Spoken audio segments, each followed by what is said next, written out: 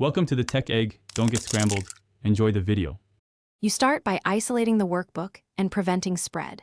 Save a separate copy as XLSX so binary macro code is removed, and then disconnect from the network to stop exfiltration.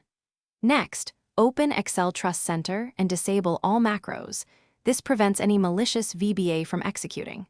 Once done, use a reputable antivirus or anti-malware tool to scan that saved copy and quarantine anything flagged. Make sure to keep the original file intact for investigation while you work on the copy. You now inspect the workbook contents while macros remain disabled.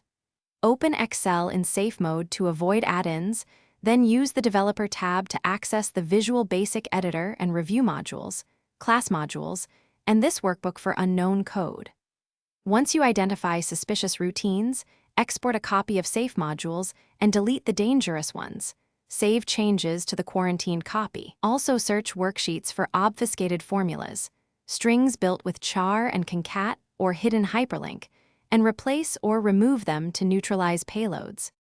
You finish by cleaning and validating the workbook thoroughly.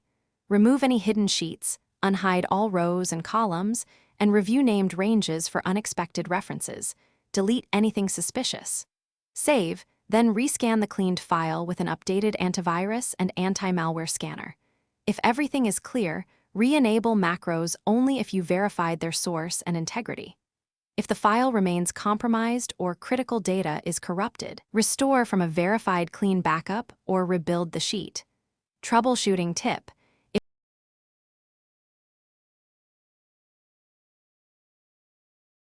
Thanks for watching. Consider subscribing if I helped unscramble your problems.